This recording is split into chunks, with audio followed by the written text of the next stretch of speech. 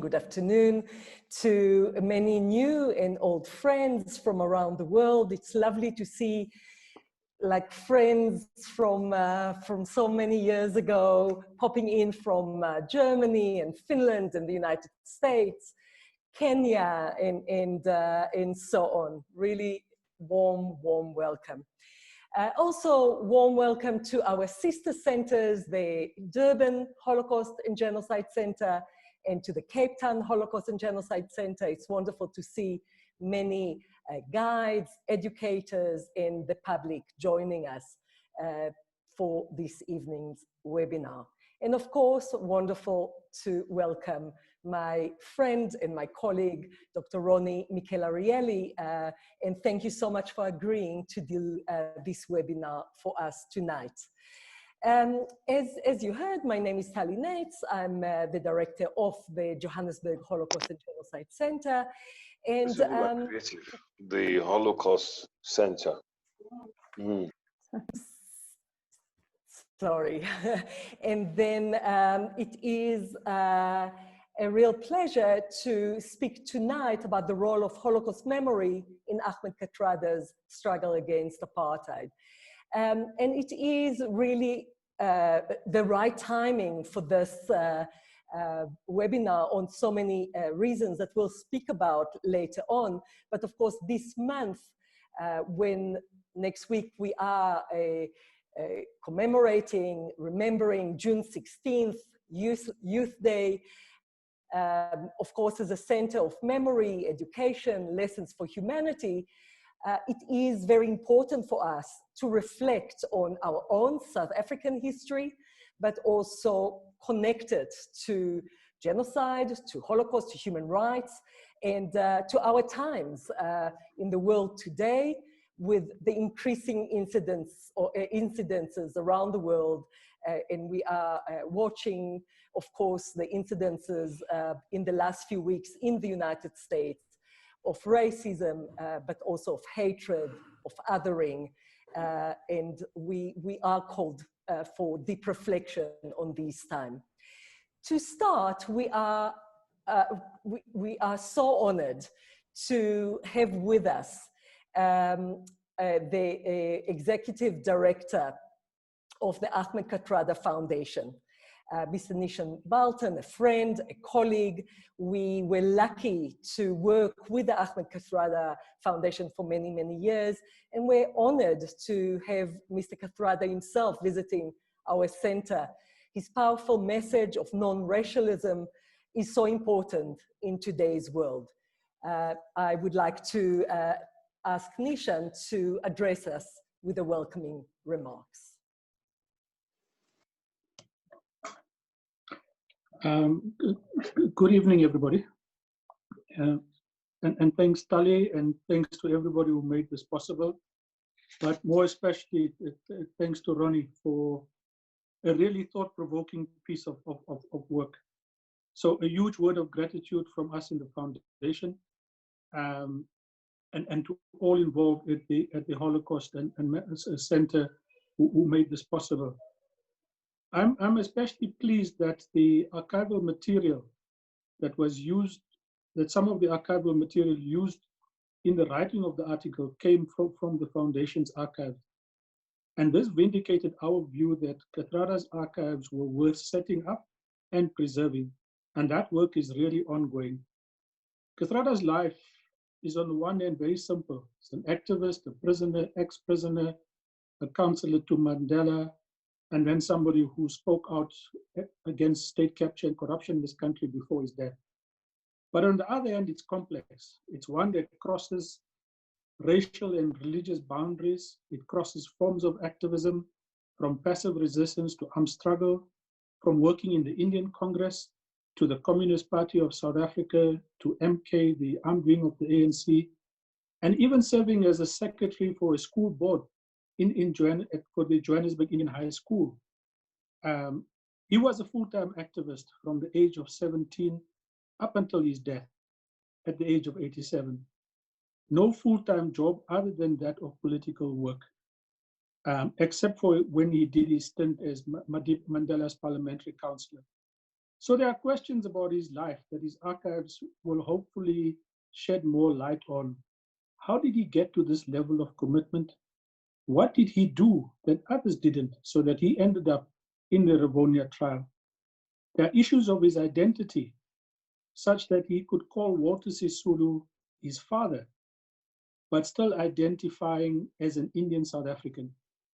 These and other complexities is what we hope future researchers and academics will help us unpack in the future. But today is also 56 years almost to the day that the Rivonia trialists were sentenced on the 12th of June, 1964. The trial records is one that is worthy of further study to understand the spirit of defiance and commitment of all of the accused.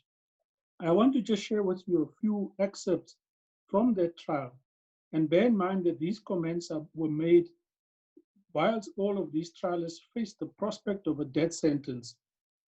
And this is just some of Kathrada's interactions with the chief prosecutor, Percy Yutar. So Yutar says, the proposed broadcast of yours in response to the speech of the finance minister, I'm suggesting to you it was a very vicious document. Kathrada says, I don't agree with your description of the document. I agree it was immoderate language, but not vicious. I think that what the minister was saying was vicious. Yutar says, well, you call them criminals. Kathrada responds, that's what they are. And in another part of the trial, Percy Yutar says, and this political organization, you owe your loyalty is to the ANC. Kathrada says, yes. Yutar, and that includes Umkhonto we Sizwe. Kathrada says, if I know anything about MK, I will not tell you. Yutar then says, how am I supposed to test your story and what you are telling us? Kathrada responds, I'm sorry for you, doctor, but I can't help you there. Then, an important part of identity, Yutar says, have you been to India? Kathrada says, no. Yutar, do you know of the suffering of the people there? Kathrada says, I know of the suffering of the people in this country where I was born. Yutar, do you know a George Naika? Kathrada, I do. Yutar, and he is a co-religionist of yours.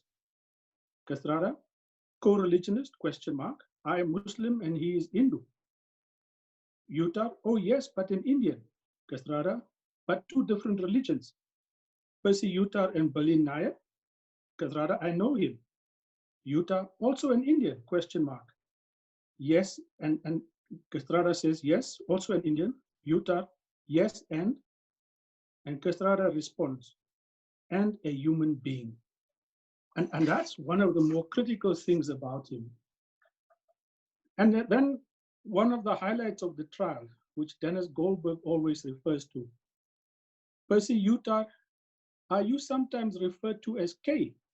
Kathrada, I am not, and I don't know anybody who refers to me as K.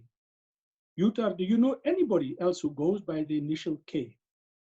Kathrada, yes, a certain Mr. Khrushchev. And so Percy Yutar ends, by the way, which brand of communism do you follow? Khrushchev or China? And importantly, Kathrada says, I follow my own brand of communism, and that is freedom in South Africa, and that is freedom from oppression. That is what I follow. And you will see this kind of pragmatic interpretation of his ideological stance is one that is not mired in a dogmatic approach that is towards a party line. One of the things that emerges in the trial is this little excerpt that is relevant to Auschwitz. And Barrenjay says, before the delegation left Auschwitz, did you take a pledge? Kathrada says, yes, before departing, we took a pledge to work on eradicating racism wherever we found it. Barrenjay says, and is this what you endeavored to do throughout the whole of your life? And Kathrada responds, that is correct. Now, this is the story that the piece by Roni is a story that Kathrada would talk about at every given occasion when he came out of prison. Because for him, what he saw and witnessed or experienced in Auschwitz was to him the most visual, graphic of what racism can do, where it can end up, and therefore drew its linkages to what apartheid could possibly do and why it needed to be opposed.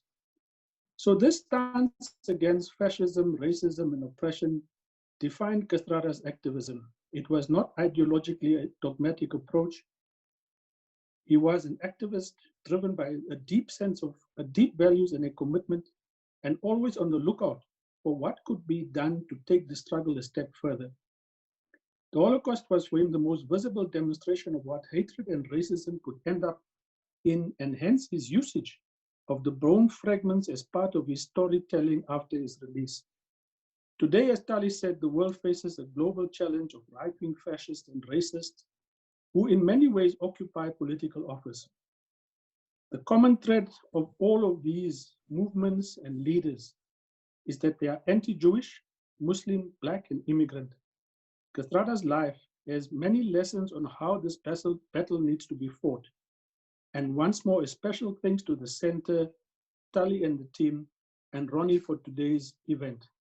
Thank you very much.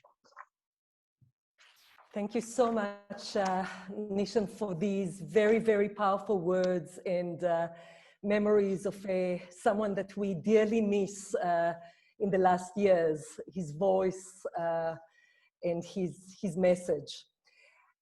So now, you know, as I said, it is a timely,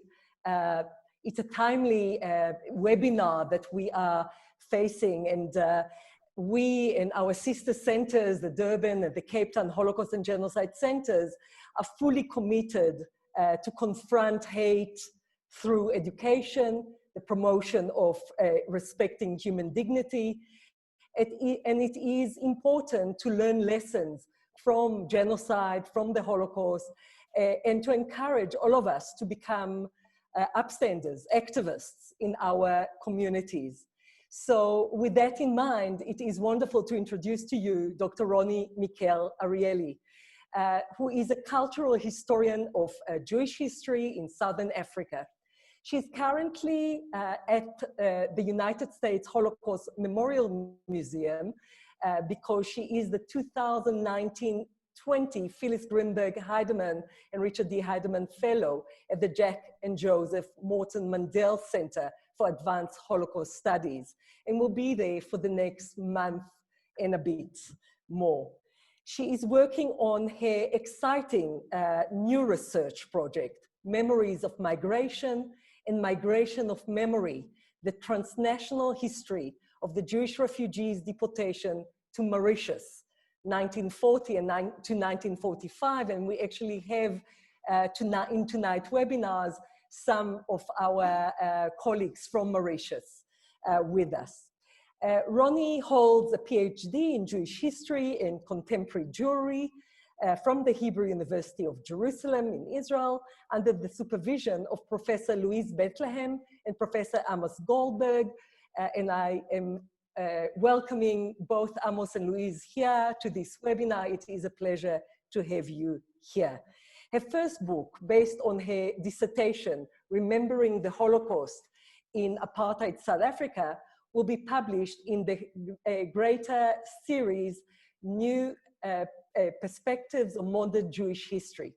Dr. Mikel Arieli is the author of numerous publications, including Ahmed Kathrada in Post-War Europe, Holocaust Memory and Apartheid South Africa, 1951 to 1952 in African Identities, published in 2019, and Reading the Diary of Anne Frank on Robben Island on the role of Holocaust memory in Ahmed Kathrada's struggle against apartheid at the Journal of Jewish Identities, also in 2019. So she's indeed an expert on this topic, and we are looking forward very much to learn from you, Roni, in today's webinar. Thank you so much. I will just take a second to share my screen with you, and then,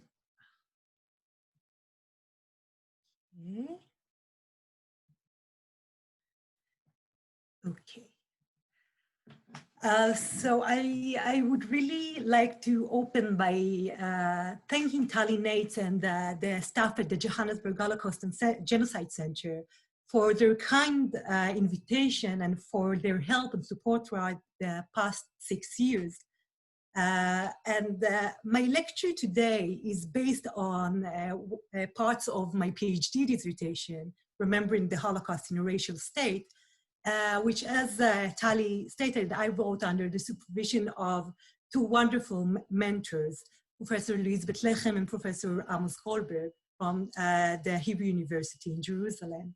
And the lecture today will focus on the Muslim Indian South African veteran of the anti-apartheid struggle, treason trialist and long-serving political prisoner, Ahmed Kathrada, and his evolving perceptions and reflections on the Holocaust during the apartheid years. It's actually quite to present this work here at Johannesburg.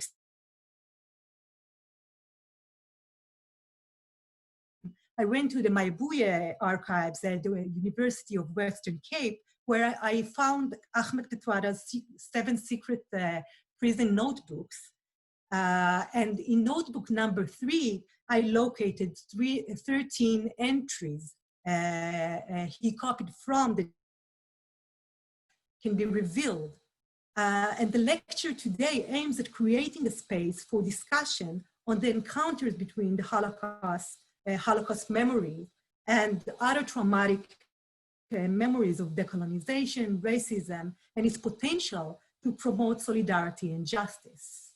My research on Kathrada was conducted under the framework of Louise Betlechem's European Research Council project, Apartheid South, and draws on Betlechem's model for the exploration of the diffusion of anti-apartheid expressive culture beyond South Africa as an evolving tool for exploring struggles over race and social justice in a transnational setting. It also draws on Michael Rothberg's paradigm of multidirectional memory, which steers the discussion of memory away from competition and from a zero-sum struggle, and claims that Diff was born in 21st August 1929 in Schweterenek, a small rural Afrikaner-dominated town about 240 miles from Johannesburg, to a religious Muslim family of Indian descent. Stereotypes of the Indian merchants as dishonest and crafty were prevalent in South African society from the very inception of Indian settlement in the country in 1860. And although anti-Indian legislation had been imposed upon Indians at a regular interval since the late 19th century, the rise of Afrikaner right-wing proto-fascist organizations over the 30s and 40s provoked violent anti-Indian demonstrations across the country.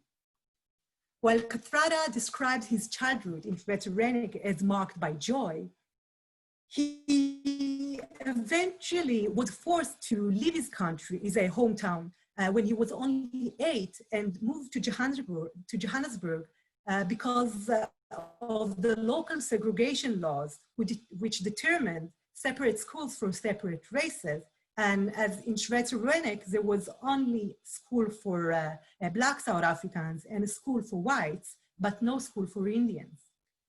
In 1939, when South Africa, the South African Parliament had decided to enter the Second World War on the side of the Allies, it also introduced the Asian Land Tenure and Trading Act, placing further restrictions on Indian residents. This resulted in a new Indian leadership evolving from the left, which was drawn to the Communist Party of South Africa, and especially the Indian South African activist Yusuf Dadoo, who was one of the first Indian leaders to join the Communist Party in 1939, made a huge impression on Kathrada. And following him, Kathrada was drawn to the Young Communist League when he was only 12. By the mid-40s, he was already well invested in communism and was admitted into the South African Communist Party. And as Kathrada told me in his interview, it was at the party meetings that he had acquired deeper knowledge about Nazi Germany and about the Jewish Holocaust. And he told me, and I quote, the Communist Party had such schools. Their speakers were not confined to South Africa. It was very internationalist. So I learned at a very young age not to be confined just to South Africa. So that was really useful, he said. I became conscious of the world outside of South Africa, and that's how one learned of Nazism, and later on, of course, the Holocaust, all that things out there, the ghettos, you know? Kathrada's account is compatible with the scholarly historiographic portrayal of the Communist Party of South Africa's position on the war. So until June 1941, the Communist Party of South Africa rejected the war, claiming that it is an inter-imperialist conflict and focused on building a united front against the war that included the white and black working classes. The Molotov-Ribbentrop Pact signed by the Soviets and the Germans in 1939 helped reinforce this stand. However, immediately after Germany's invasion to the Soviet Union on June 21st, 1941, the party shifted position and became a staunch defender of human liberty in the face of Nazi terror. Indeed, Kathrada testified that the Communist Party's anti-fascist message had a great impact on him, especially in light of the right-wing Afrikaner support for Nazism at the time. Moreover, he asserted that the sites of war that he had witnessed 10 years later, which we'll talk about soon, during his European Odyssey, reinforced his anti-fascist tendencies. The Star Commission, appointed by the National Party in 1946 to prepare its policy statement on the racial problem in South Africa, treated the Indians as an unassimilable element in South Africa, while simultaneously, of course, recommending to segregate the colored people, to consolidate the African reserves, to remove all missionary control of African education, and to abolish the native representative council and all representation of Africans in parliament. These circumstances had a tremendous impact on Kathrada. And as Nishan stated in his opening remarks, at the time he actually turned into a prominent youth leader. He was one of the organizers of the 1946 South African Indian Congress passive resistance movement against the Asiatic Land Tenure and Indian Representation Act, also known as the Ghetto Act, in protest against the restricted political representation afforded the Indian South Africans and their confined living areas. The use of the term ghetto here was, of course, charged with resonances of its use in Nazi Germany.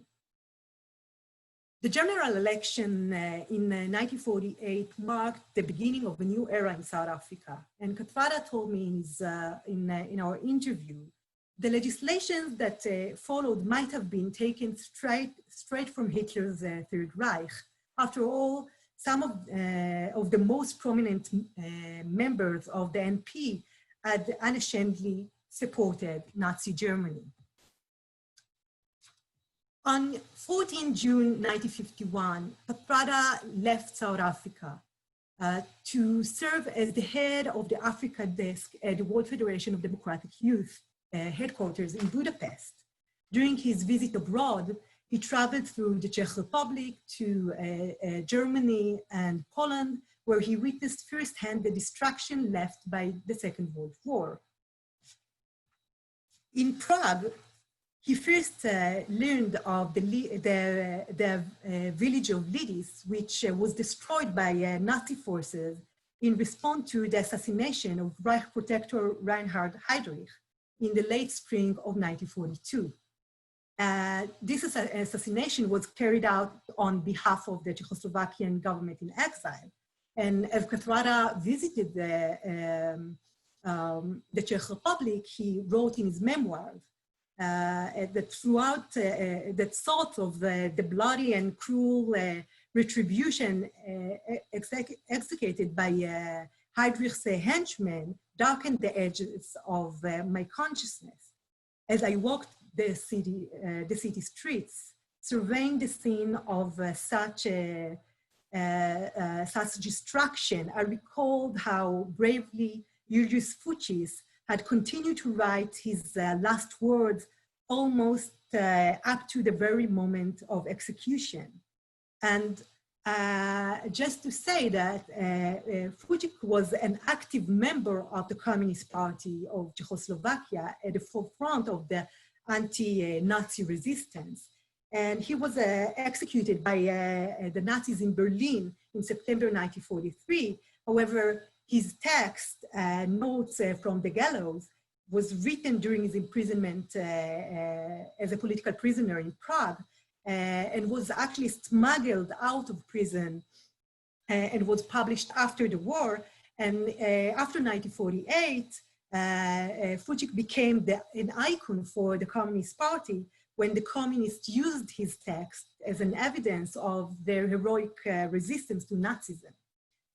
And this is actually a great transition just to a bit understand the international arena after the war and how the Holocaust was perceived between East and West. And at the time, the role of the Battle of Stalingrad and the resistance to Nazism in Western Europe and the USSR were intertwined. During the early post-war period, the communist narrative of the Jewish genocide was part of the master narrative of Marxism. Within this narrative, anti-Semitism or every other ethnically or racially based forms of oppression were constructed as a product of an effort on the part of the ruling classes to divert the attention of the oppressed from their oppressors.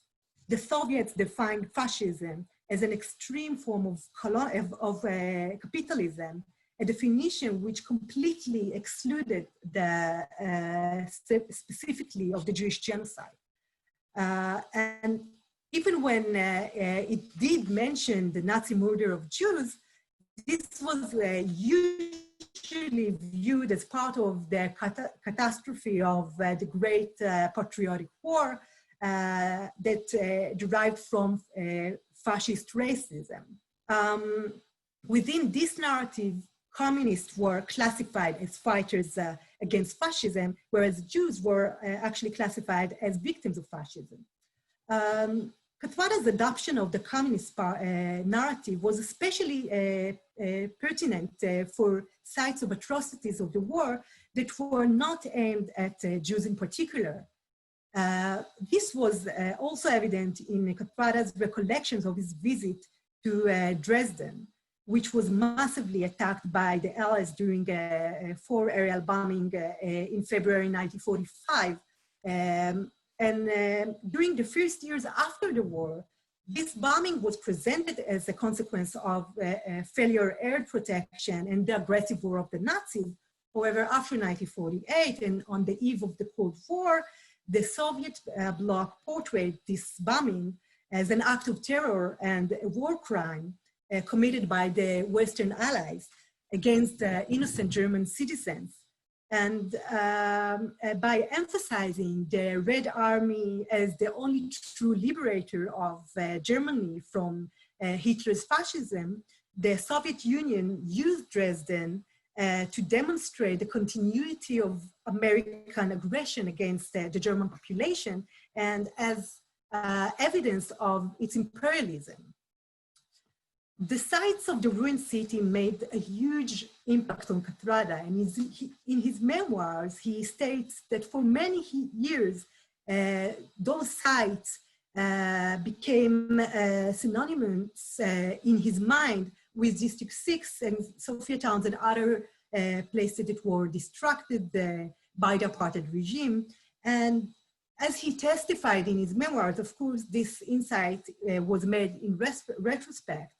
The Group Area Act was passed in 1950 in South Africa, creating the legal framework for the government to establish segregated neighborhoods where only people of a particular race were able to reside. However, we know that the Sophia Town Force removal took place on 9 February 1955, and the destruction of District 6, also under the same law, would only be implemented in 1969, when the Indian, Black, and colored members of the neighborhood were forcibly moved and their homes and businesses were completely destroyed. 63 years after Kathrada's visit, in his remarks on Dresden, the suffering of the South Africans who were evicted or were evacuated from their home merged with the suffering of the German citizens of Dresden. And this reflection resonates with the Soviet narrative that framed the bombing of Dresden as an Anglo-American imperialist war crime. However, I do want to say that despite the anachronism, Kathrada's reflection can be read as a general critique of the inhumanity performed, as he said in his memoir, in the name of ideology, namely imperialism and colonialism. There is much more to say about the rest of Kathrada's visit in Europe. However, due to time restraint, I would really like to focus now on his visit to Poland in September 1951. He was invited to participate in the Warsaw meeting of the International Union of Students and traveled the city and its surrounding in the weeks prior to the event. And it was during that short period that he visited the Warsaw Ghetto and the Auschwitz concentration camp. In his memoir, he reflects on the enormous impact that those sites had on him. On the Warsaw Ghetto, Kathrada writes in his memoirs, when we went to what had been the Warsaw Ghetto, I was reminded of the Nazi atrocities in Czechoslovakia. The Jews who rose up in Warsaw had been crushed as ruthlessly as the villagers of Lidis, confined to an area of the city behind a wall 18 kilometers long and almost 3 meters high. The Jews had been warned by one of the rare escapees from Treblinka that extermination waited at the end of a nightmarish rail journey in closed cattle cars. Led by Mordechai Anilevich, the young and the brave rose up against their capture on 19 April 1943. By 8 May, their uprising had been crushed, and rather than be taken prisoners, Anilevich and others took their own lives. When I visited the site of this blot on humanity, only a modest monument marked the murder of tens of thousands of Jews and paid tribute to the handful who fought back and died. Kathrada's encounter with the remains of the Warsaw Ghetto in 1951 and his detailed description of the Jewish uprising points to his perception of the Jewish tragedy in Europe as a point of inspiration. While Kathrada's memoir specifically described the Warsaw Ghetto victims as Jews, he also recognized the non-Jewish victims of Nazi atrocities, including the inhabitants of Lidis. Kathrada points to similarities between the story of the crushed resistance of the Warsaw Ghetto Jews and the story of the persecution and massacre of the inhabitants of Lidis. For him, emphasizing these stories of heroic resistance to Nazism expresses his universal perception of the cost of the war, although these universal perceptions depend to a large extent on the particular. By recognizing the specific Jewish identity of the victims of the Warsaw Ghetto, but by positioning their heroic resistance and tragic death alongside those of the victims of Lidis, Kathrada retains some elements of the Soviet narrative of the war, but abandoned others in order to reflect on the struggle, on his own struggle in South Africa. Kathrada testified that his visit to the Auschwitz concentration camp was an experience that made an indelible impression on him. And it's important to remember that it was 1951. And in 1947, the Polish government declared Auschwitz-Birkenau a memorial site at which thousands of citizens of other nationalities fought and died a martyr death. And the International Auschwitz Committee, comprised of survivors and relatives of the victims, was dominated by veterans of the largely communist Auschwitz underground. This committee decided to turn over the barracks in the original war camp area to 20 countries for use as national hoods. And one of these structures became the Jewish pavilion, or Jewish hood, which was actually usually locked and open only on special occasions. And Auschwitz at the time was exhibited as a site of Nazi terror and the international martyrdom. It was very Polish from its inception, but the national narrative was told in the socialist mode and according to socialist parameters. And of course, the Jewish extermination was forced into the background, while the extent of Polish suffering, as well as the role of the heroic liberating Red Army, was for granted. Kathrada wrote on Auschwitz, I could never obliterate the sight of the trench in which dogs mauled and savaged people to death, the gas chambers, the incinerators, the lampshades made of human skin, the pillows stuffed with human hair. He found Auschwitz to be a poignant reminder to mankind of the evils of racism and was overcome with emotions as he walked on the fragments of human bones littering the street near the incinerators. Kathrada believed that the Jewish genocide constituted an important lesson for humanity and bore particular relevancy for his own country. Thus, he carefully collected a handful of bone fragments, bringing them back to South Africa to serve as a stark reminder of racism's consequences. And in an ironic twist, a few years later, as Nishan said, Kathrada was highly surveilled by the secret police during the 50s. And when on one of the police raids on his apartment, they found a bottle of bones. And when he tried to explain what is in the bottle, the policeman said, well, it's only Jews. So although Kathrada wrote his memoirs decades after his European Odyssey, his description of Auschwitz, the reminder of the consequences of racism, brought home to Kathrada the parallels between the Holocaust and the possible future consequences of apartheid South Africa.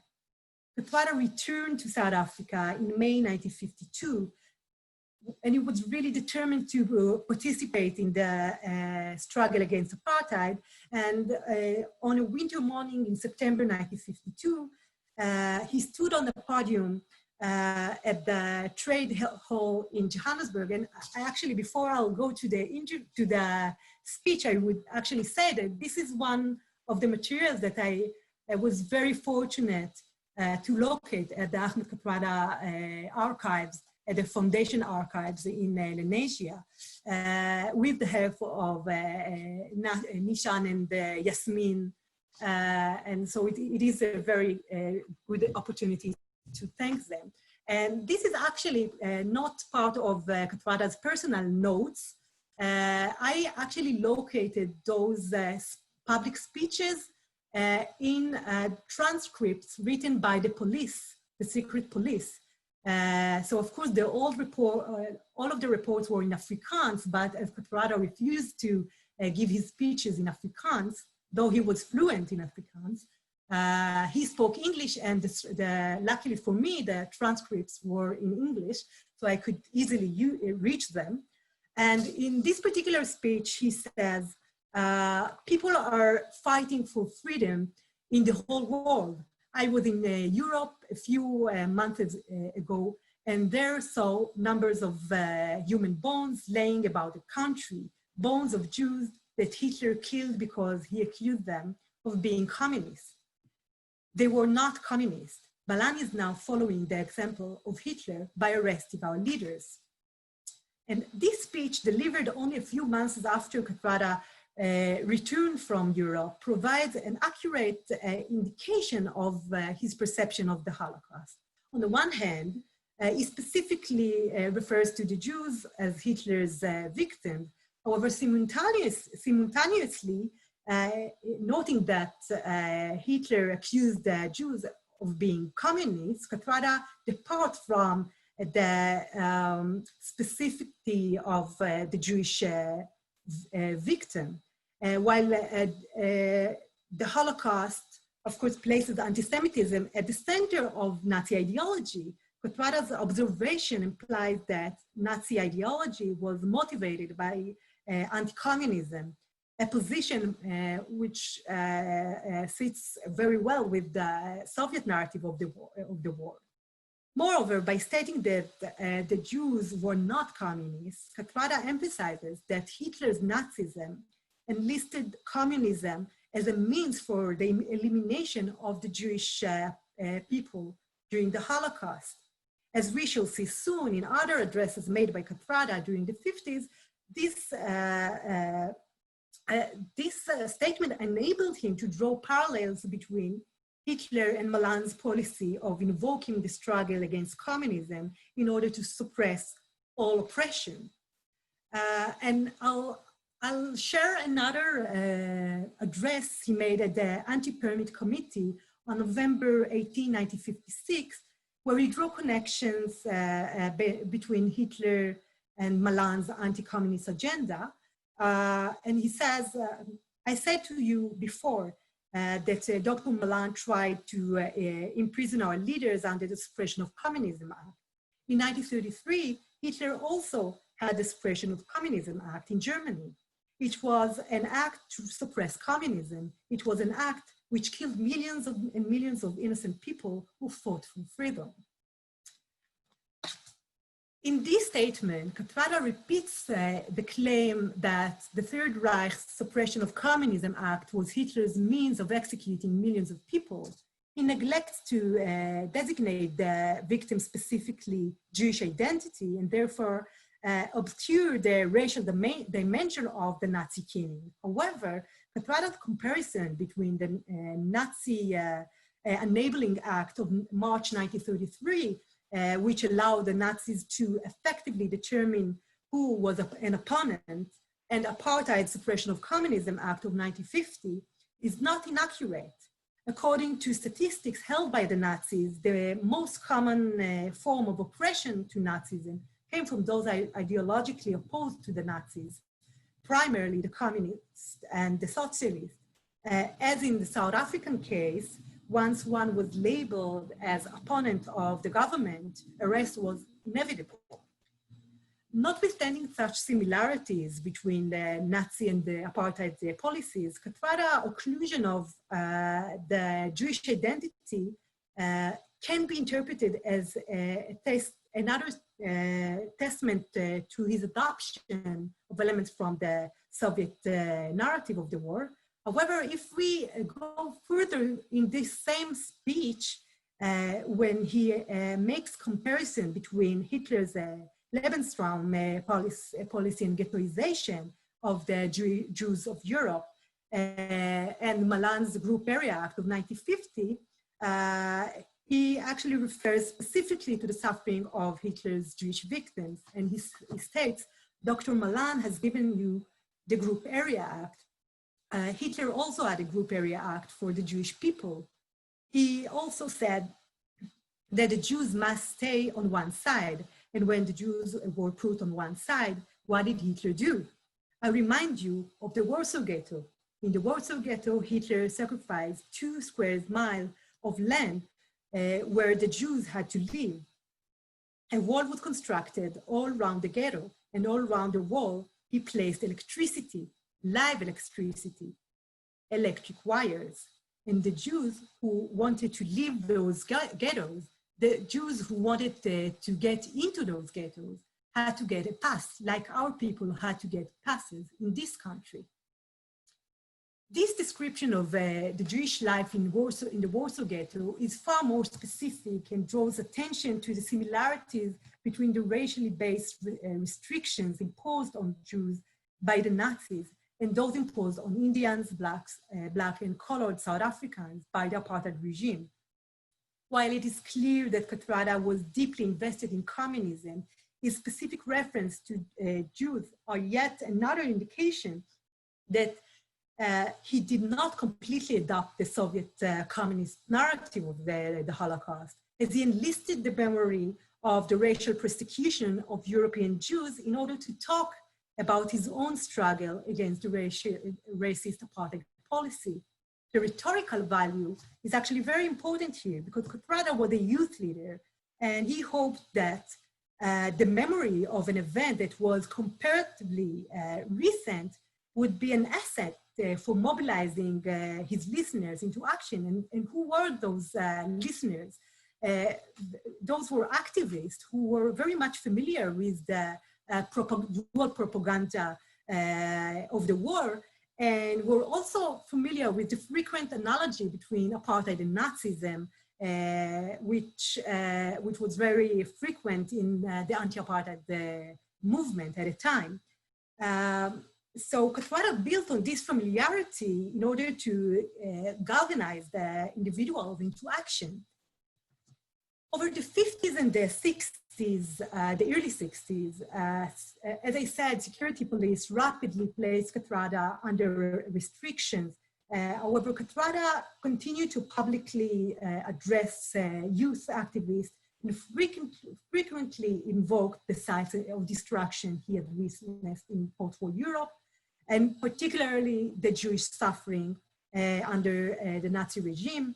It was during those years that he also became closer to the leadership of the ANC and was a member of a small committee that was in charge of facilitating Mandela's day-to-day activities. And when Mandela was actually arrested in August 1962, Kathrada was appointed secretary of the Free Mandela Committee. And when he was in prison, Kathrada actually saw him several times. On July 11, 1963, the police raided on Lilisley Farm in Johannesburg suburb of the Rivonia, purchased by Arthur Goldreich on behalf of the Communist Party of South Africa. During the raid,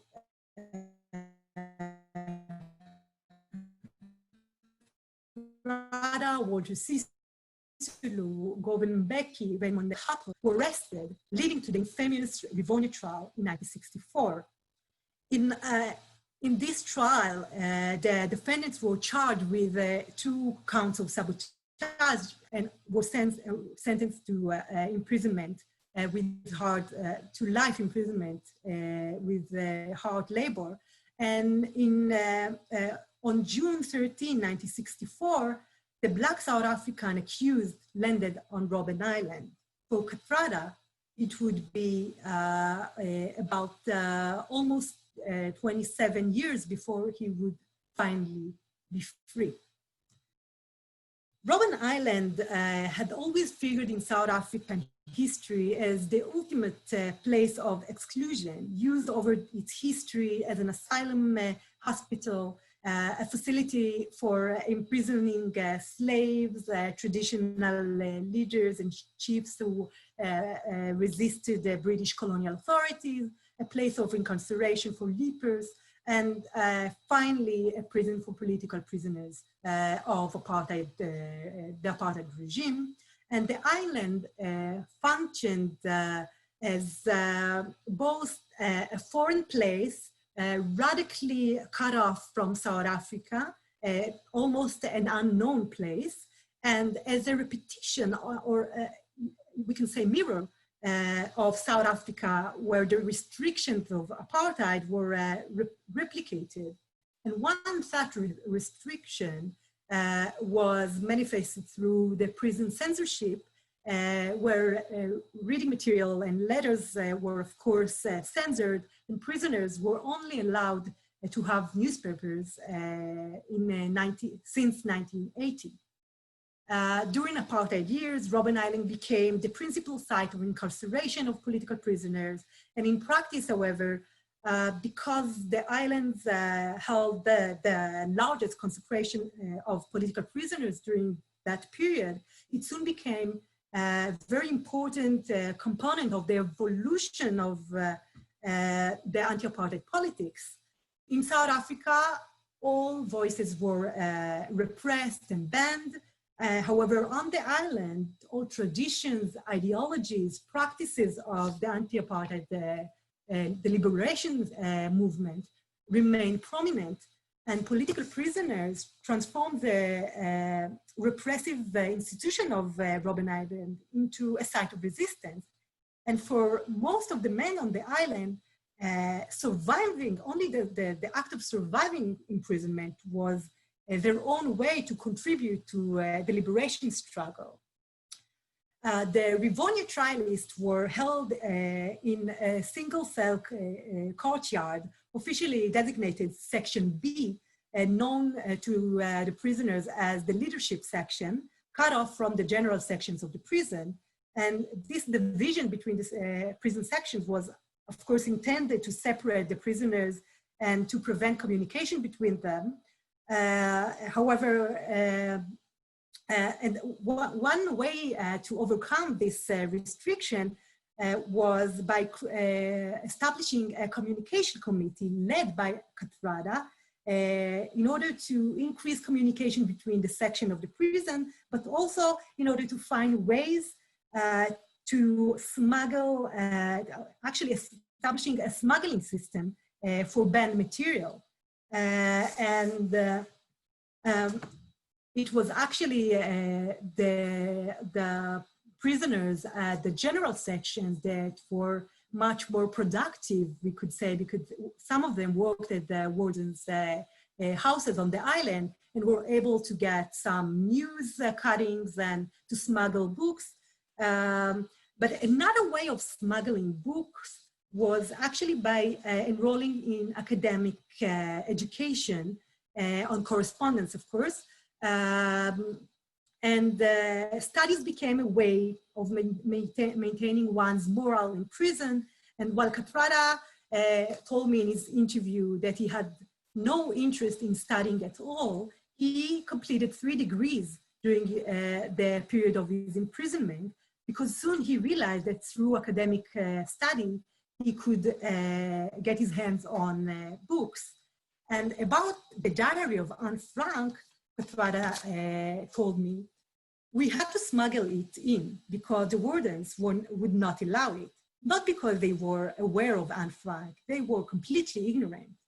It is just that they ruled that they only allow books that were directly connected to our studies.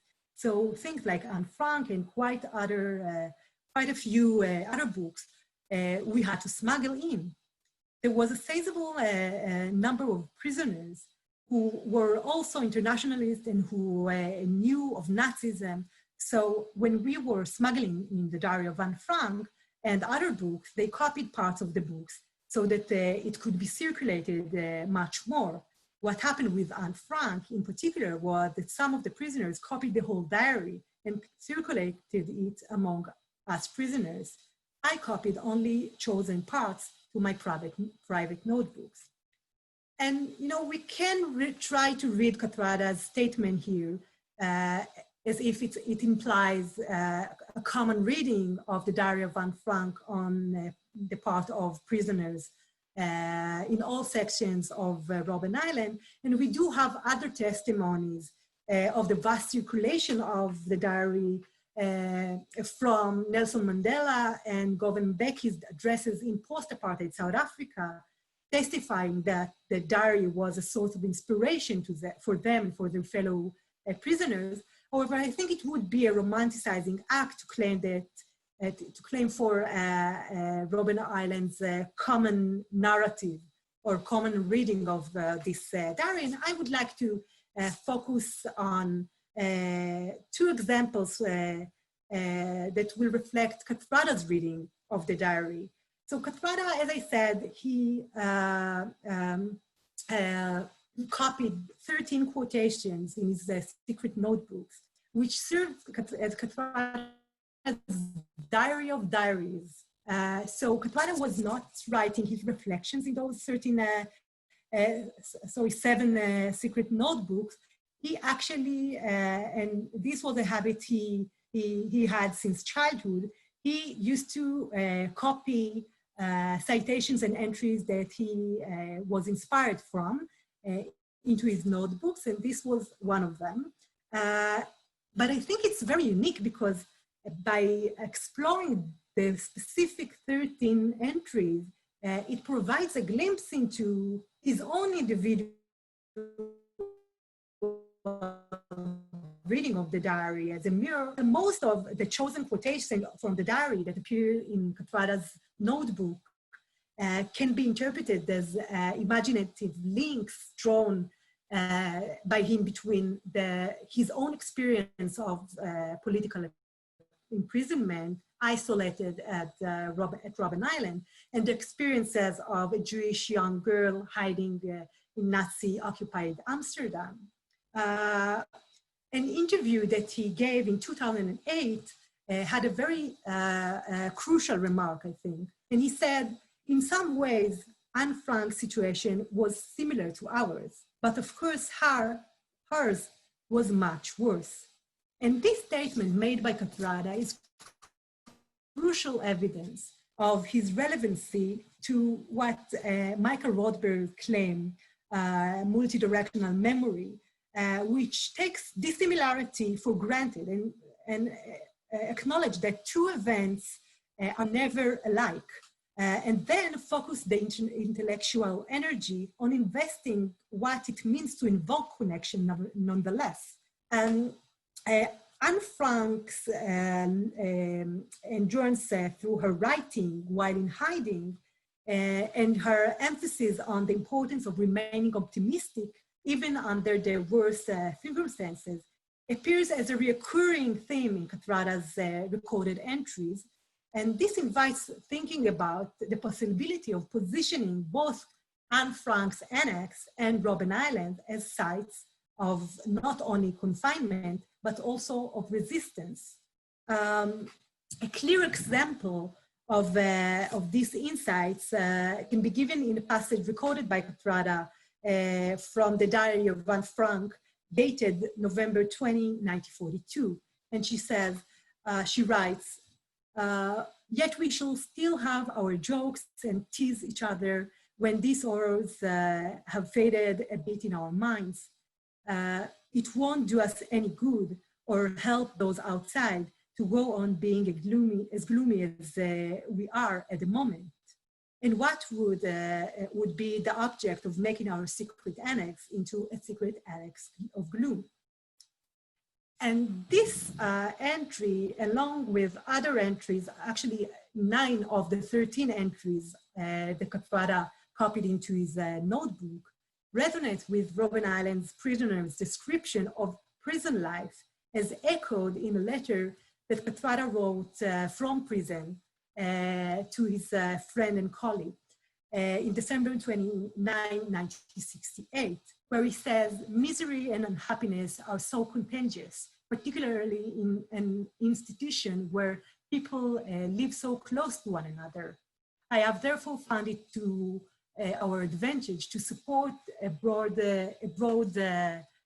outlook to things and to try to occupy ourselves in such a way as to leave little time for pettiness and idle thought. This has proved to be a boon for our mental and social well-being and happiness. And as I mentioned earlier, for most of the political prisoners on the island, surviving prison meant defeating the attempt of the apartheid regime to suppress their struggle. In order to survive, prisoners had to remain optimistic and conduct a normal social and cultural life inside prison cells. And most of the entries that from the Diary of Anne Frank recorded in Kathrada's notebook emphasize Anne Frank's optimistic spirit, her longing for everyday things, listening to a familiar thing, an interesting book, even getting a clear look at the sky, which were actually similar to the deprivations suffered by, in other conditions of captivity or imprisonment.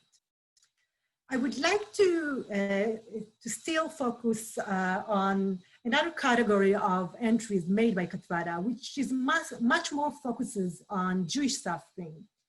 And in this entry made in July 15, 1944, this is the only entry to be quoted in actually a volume of the notebooks, the prison notebooks of Kathrada, which was published. And in this passage, Frank remembers a quote about how youth is lonelier than old age, and how ideals meet truth and shatter, especially now that people are showing their worst sides. And yet she trusts that peace will return. And she writes, it's really a wonder that I haven't dropped all my ideals because they seem so absurd and impossible to carry out. Yet I keep them because in spite of everything, I still believe that people are really good at heart. And the emphasis on the text is mine, and I will refer to it soon. And she continues, I simply can build up my hopes on a foundation consisting of confusion, misery, and death. I see the world gradually being turned into a wilderness. I hear the ever-approaching thunder, which will destroy us too.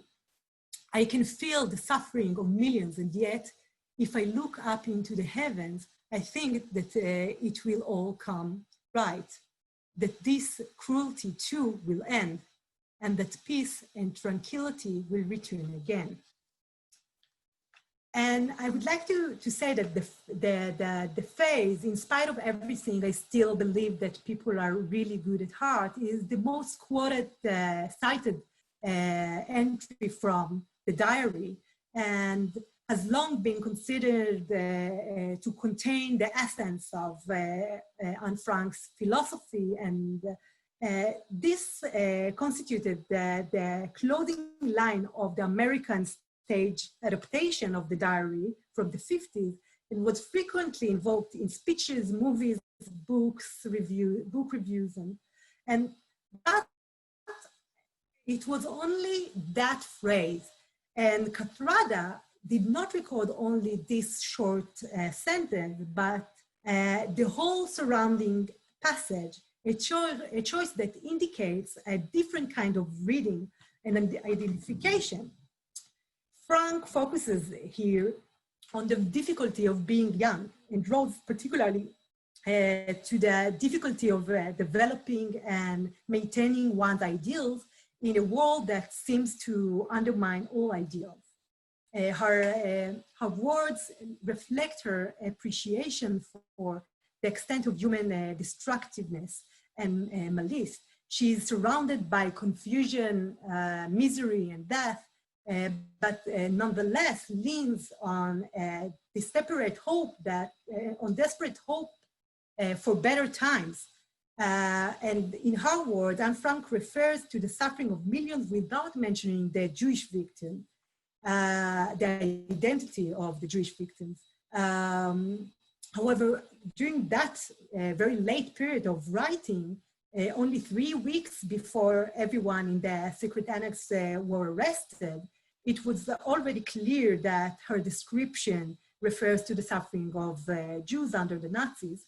And while this passage is a significant expression of Frank's own identity as a Jew, it expresses her optimism as a means for enduring the misery and suffering of her reality.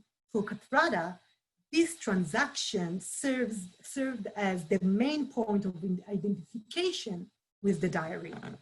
In all of Kathrada's statements, and I gave you only some of them, where he refers to the diary after his release from prison, his awareness of the particular Jewish identity of Anne Frank and of the particular and unique circumstances of the Jewish genocide is clearly visible.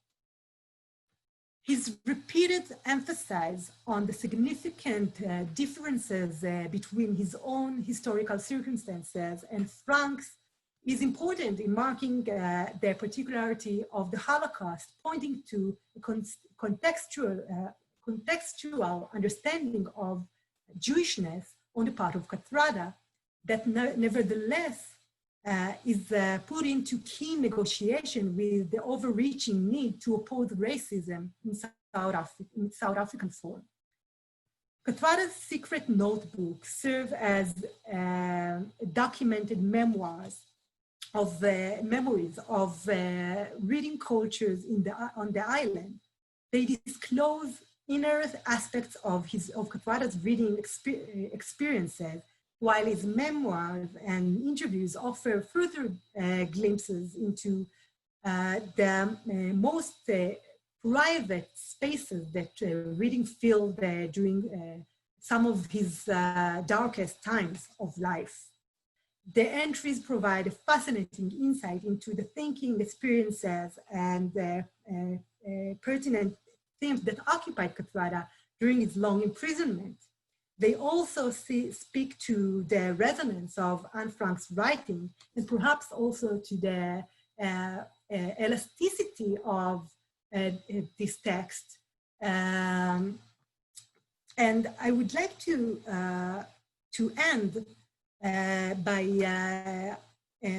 an address that actually one of the first public addresses made by Kathrada in October 1989, 2 weeks after he was released from prison, where he said, in 1962, in my last public speech before being placed under house arrest and subsequently sentenced in the Rivolnia trial, I showed to a gathering of Wits University students a handful of bones that I had brought back from the Auschwitz concentration camp in Poland. These were the remains of human beings, innocent Jews, who had been gassed to death for the mere fact that they were Jews. Their bodies were burned in incinerators, and the bones were strewn on the streets of the camp. I brought back these bones as a constant reminder to myself and to my fellow South Africans of the evils of racialism, which dominated every aspect of South African life. As this speech demonstrates, Kathrada perceived the human bones brought to South Africa from Auschwitz as bones of innocent Jews who had been gassed to death because they were Jews. These bones serve as a material reminder of the horrors of the Jewish genocide. And this speech serves as yet another indicator of Kathrada's embracing of the Jewish tragedy in an effort to promote non-racialism in South Africa. If Kathrada's European Odyssey from 1951 clearly influenced his early struggle against apartheid, it is safe to assume that those early insights also seeped into his experiences and his continued struggle on the island, and in particular into his deeply personal reading of the Diary of Anne Frank. Thank you.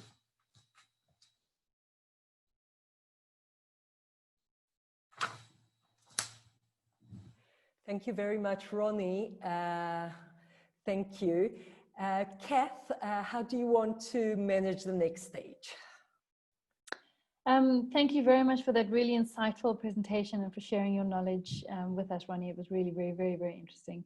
So I think we're going to open up to questions. If you have any questions, please write them in the chat, and then Talia and I will be able to present them to Roni, and she'll be able to, she's generously agreed to be with us for a few more minutes, and so she can answer your questions. So please make use of the chat and write any questions that you would like in there. And Roni also, because of time and that we don't have so much time left for questions, agreed to answer any further questions through email. So we will be able to share with you if you have a question that you would like more of her resources or more of her articles. You are very, she's very happy to share those with you.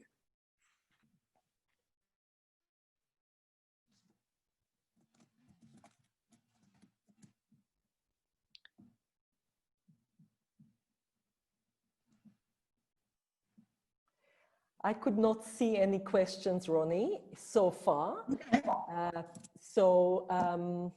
We will just wait for a few minutes, but perhaps,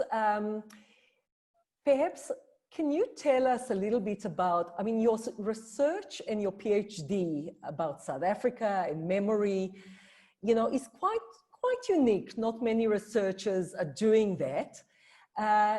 I'm quite interested to hear from you.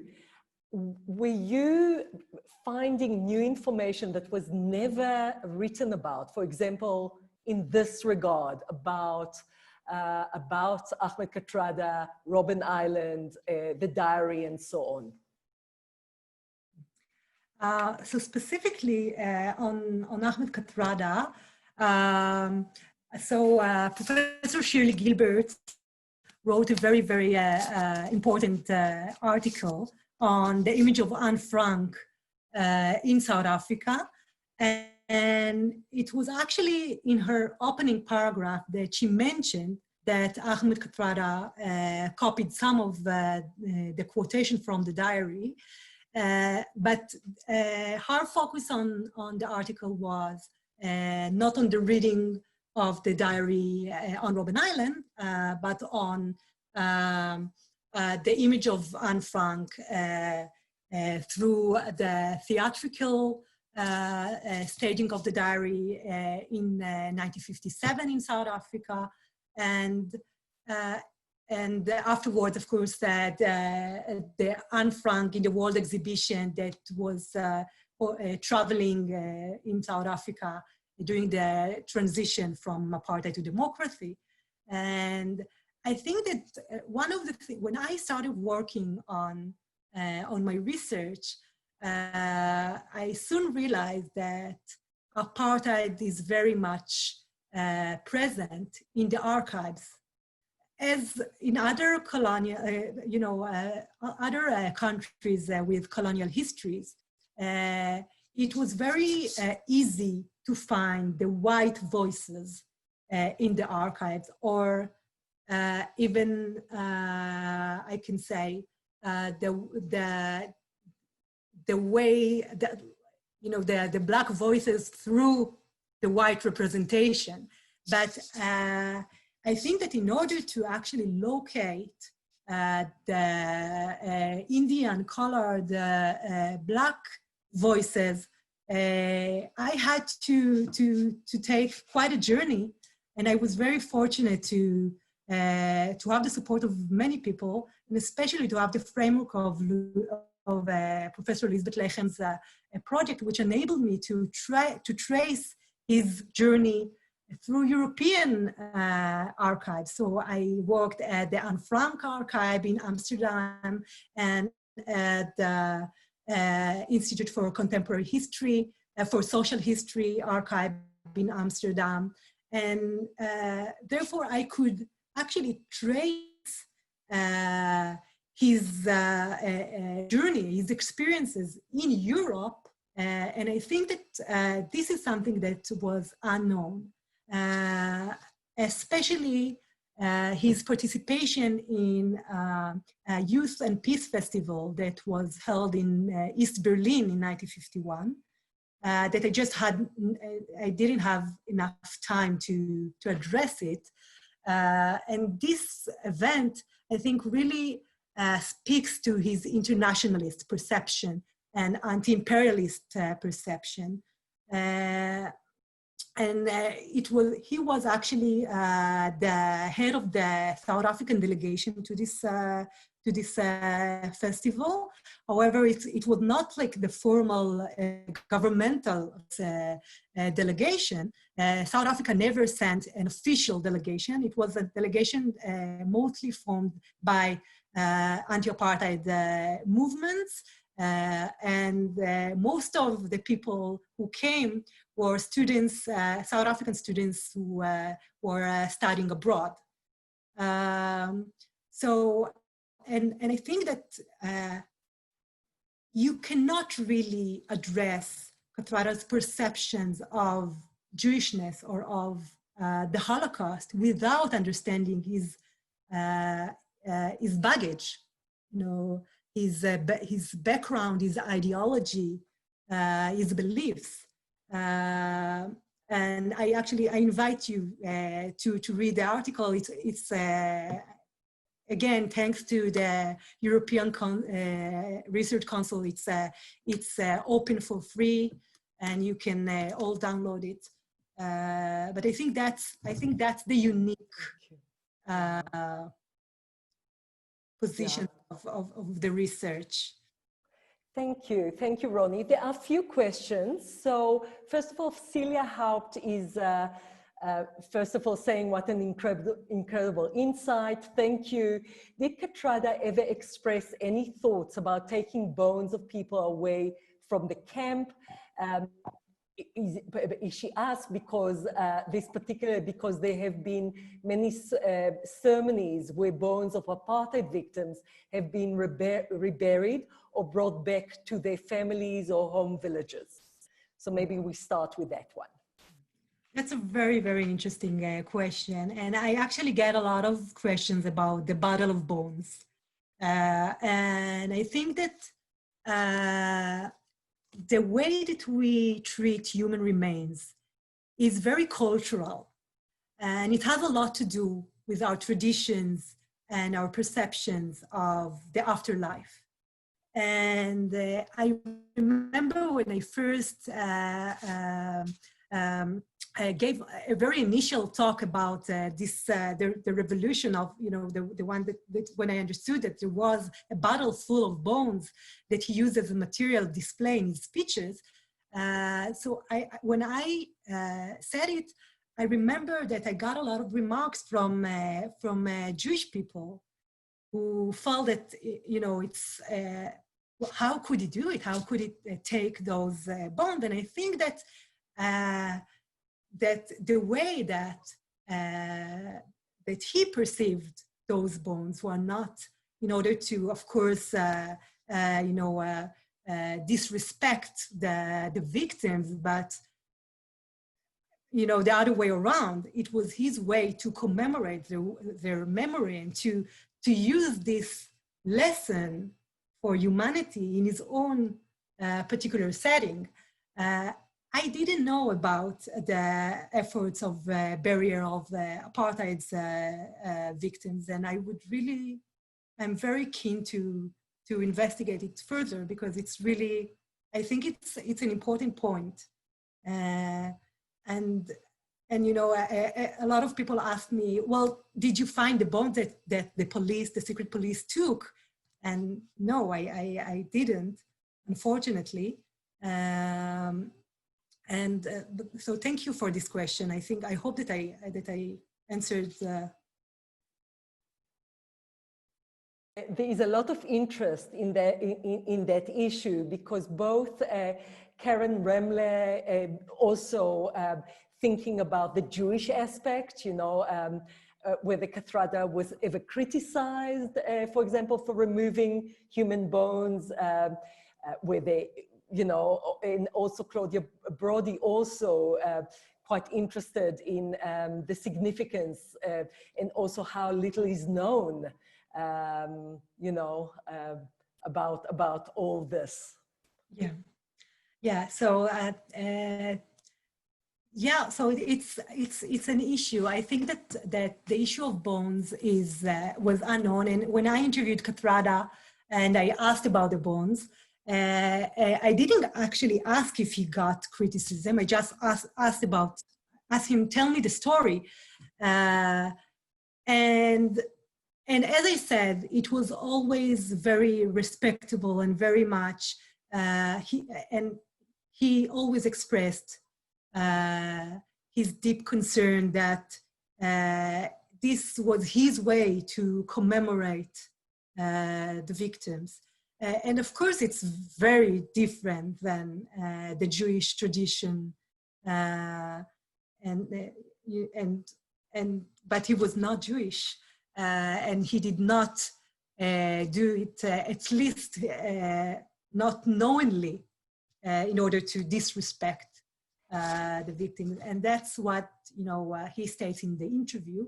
But I unfortunately can say more about it. Yeah. Absolutely.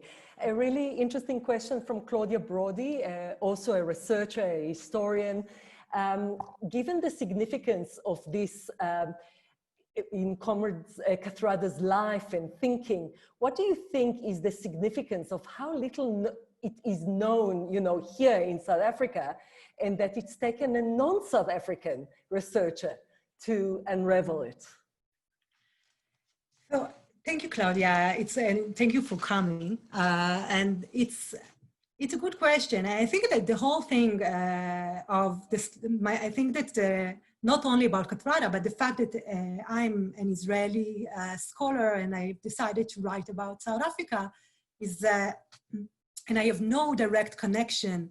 I have no family ties, unfortunately. Now I can say after, I think, more than 6 years, of working in South Africa, that of course I have a lot of friends that are just like family. But I think that in a lot of, in a big sense, I think that maybe it had to be an outsider. Maybe it's easier for an outsider to you know, to tease out those very delicate and sensitive narratives, analogies. The Jewish community in South Africa, of course, tried to avoid such analogies throughout the years.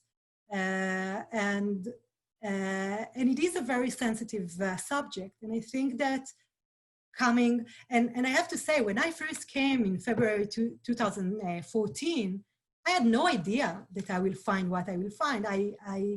You know, I had a list of archives. I went through the country, and I thought that the book will only focus on the ways in which the Jewish community commemorated the Holocaust during the apartheid years. Eventually, when I found, you know how it is, it's a detective work. You find this one anecdote, and then you find this box in the archive, and this is the magic of history, I think.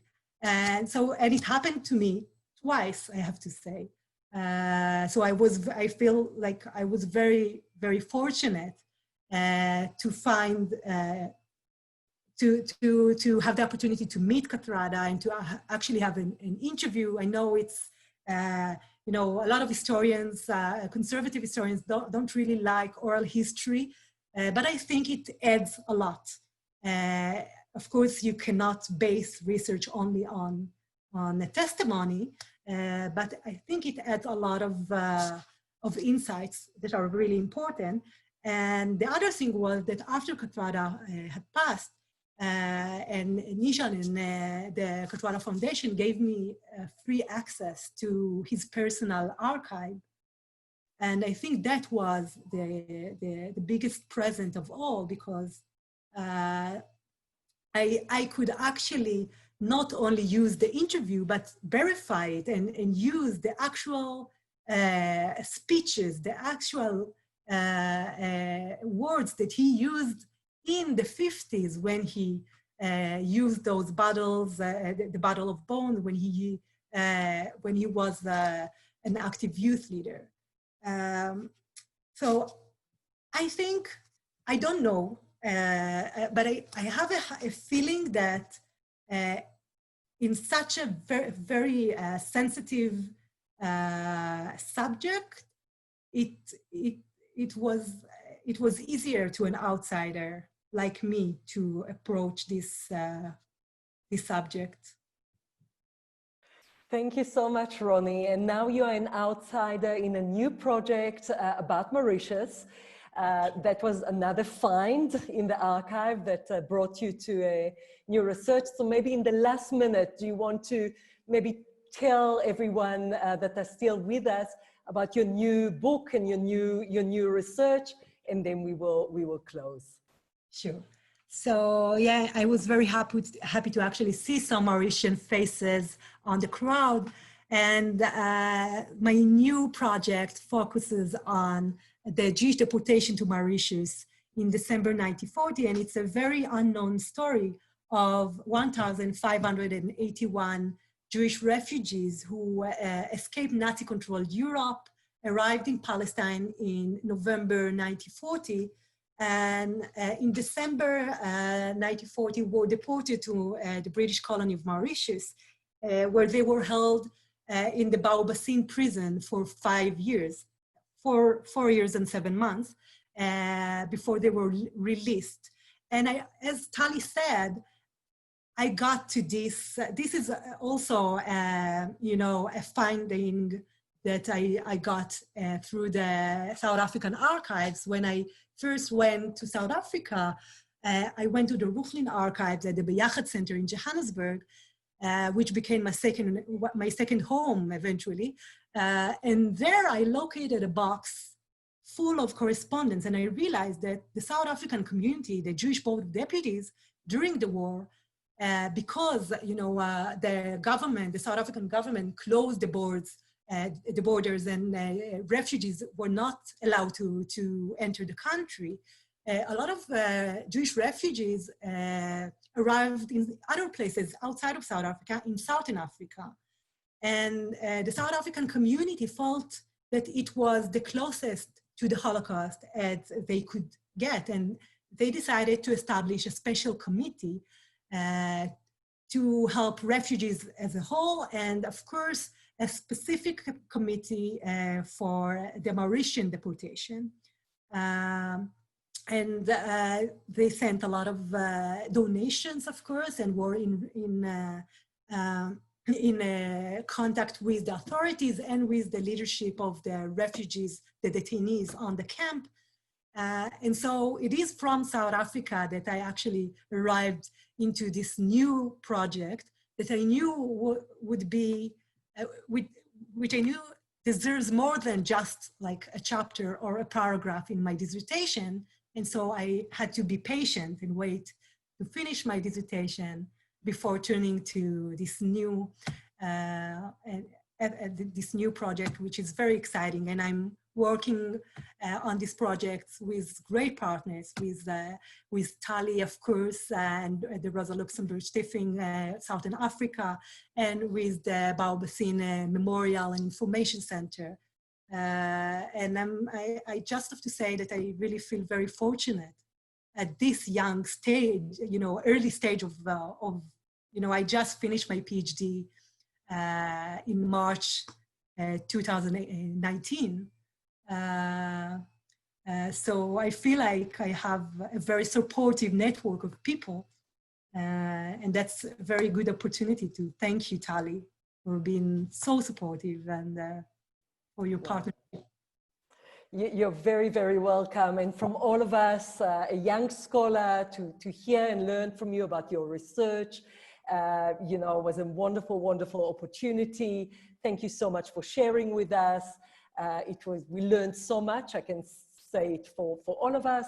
And of course, thank you to the Ahmed Kathrada Foundation, to Nishan Bolton, and to the team at the Johannesburg Holocaust and Genocide Center, to Catherine, to Dowie, to Enschle, to Jordan for assisting. And please join us next week. We have 2 webinars. You will get the notices.